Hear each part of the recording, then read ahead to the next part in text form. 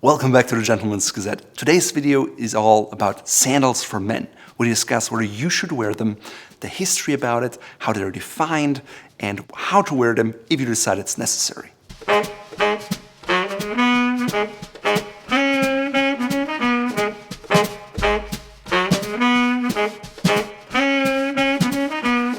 Sandals for men are one of those weird things in menswear that are on the one hand very old, but on the other hand not really present in the classical Western men's wardrobe.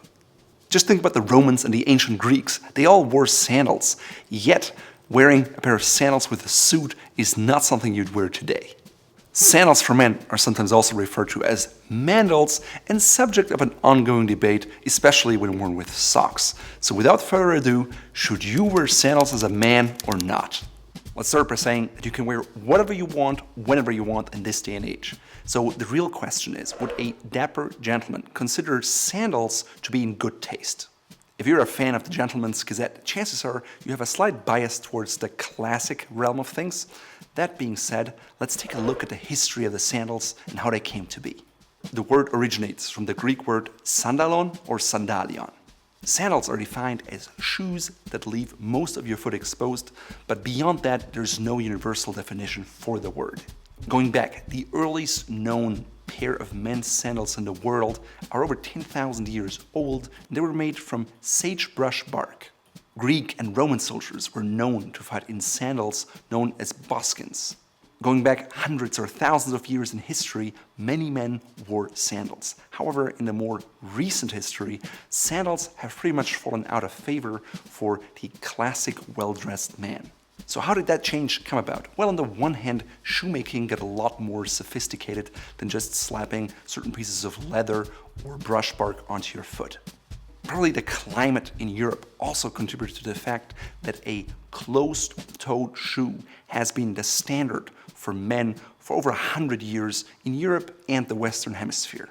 Of course, each country and culture will have their own standards, and there is no universal truth. Also, if you think about it, most places that experience temperatures below 50 degrees in the winter or 10 degrees Celsius will probably not want to wear sandals all year round.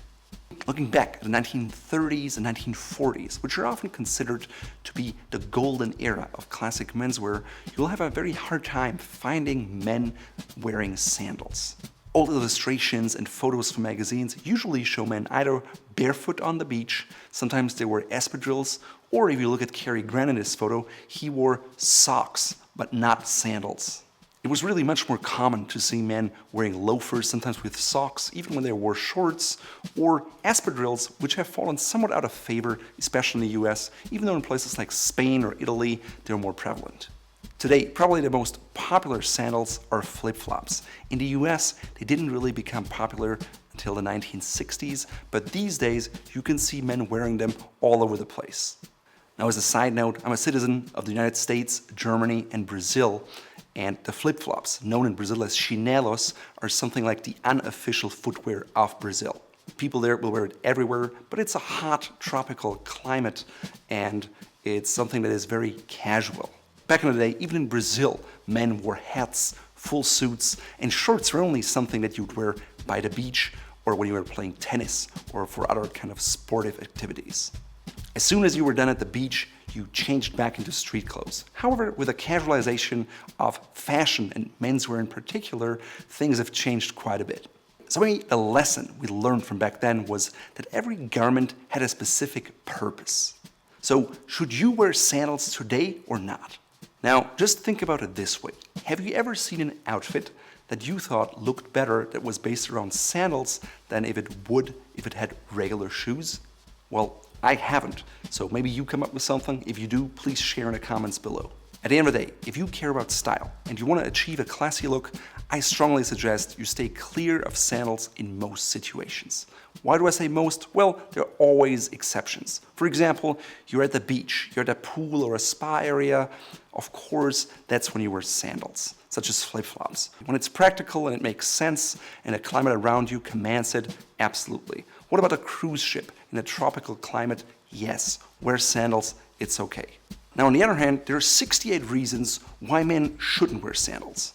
Just kidding, I'm just listing 6 here, even though I think there may be more. First of all, don't wear sandals because most of them look really cheap. Just think of Tevas, Birkenstocks, or flip-flops. Most of them are made out of cheap materials, and that's what they look like, cheap.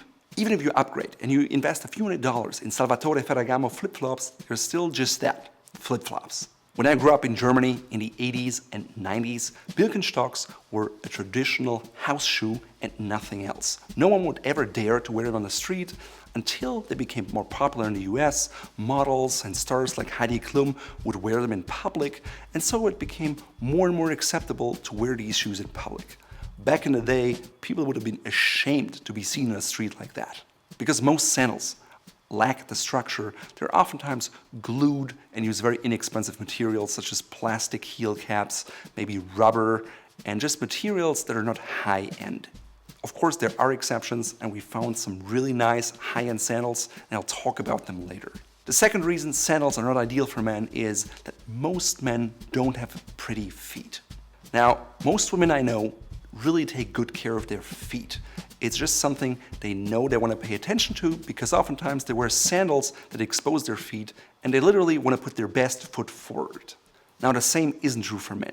Hairy toes, ungroomed toenails, calluses, warts, and other stuff is just not pretty to look at. Of course, you can do some nice toenail grooming with our manicure pedicure kit, which you can find on our website here, or you can go and have a pedicure, which is not that unusual anymore in 2019. At the same time, it's a lot of work to keep up with it, and it's still not a very classy look, even if you have a high-end pair of sandals.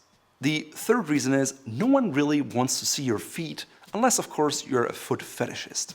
Just think of a person behind you on a plane or on a bus taking off their shoes and putting them right next to you. I mean, isn't that ugly? The fourth reason sandals are not a good option for gentlemen is that they're a fashion faux pas more often than not. Just think of country clubs, weddings, nice restaurants, or cities in general. These are all not good places to wear sandals. Why? Well, they weren't made for that environment. Of course, if you're at the beach, if you're anything where it's wet, if it's really hot outside, then sandals can be a better option, even as a man. Which brings us to the next point, number 5. Sandals will make you look like you didn't put much care and effort into your outfit. Sandals are a convenient, casual look that you can just slip onto your shoes, but it's nothing you'd ever want to show up to for an interview, for example. Now, if comfort and convenience is very high up on your priority list, how much longer does it take to put on a comfortable pair of boat shoes or maybe espadrilles? Not much, really. Yes, as I mentioned, sandals do have their place, pools, spas, and so forth. That's the right place for them. Other than that, skip them. Also, last but not least, sandals can be bad for your feet in the long term, especially if you walk a lot. The lack of structure is just not conducive, and the footbed is usually quite flat. You're also more likely to end up with splinters or dirt on your feet. So all good reasons to skip the sandals unless it's really necessary to wear them.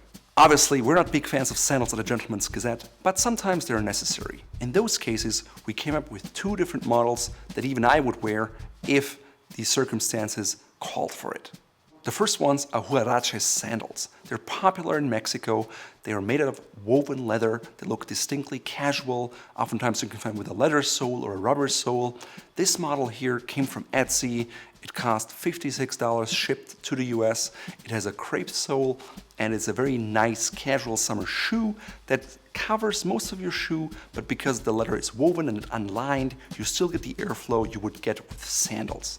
In my opinion, this is a much better option than most men's sandals out there, especially flip-flops, Tevas, and Birkenstocks. Another classic look are fisherman sandals.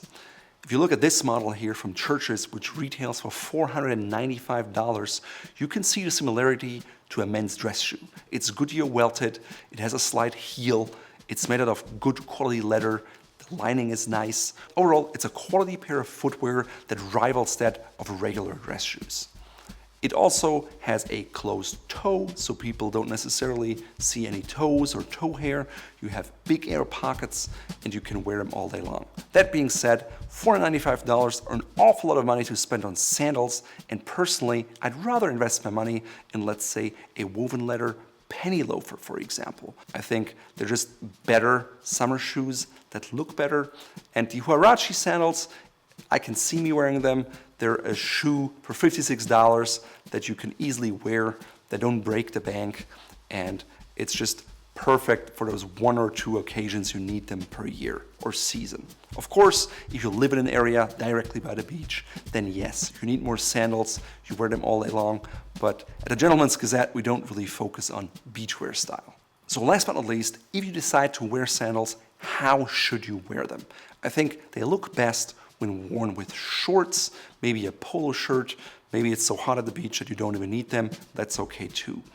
If you get those fisherman sandals, you can maybe even get away with wearing them with a pair of linen pants, or let's say a pair of seersucker pants or slacks that are longer. It just has to be a distinct summer fabric. Otherwise, it just looks out of place.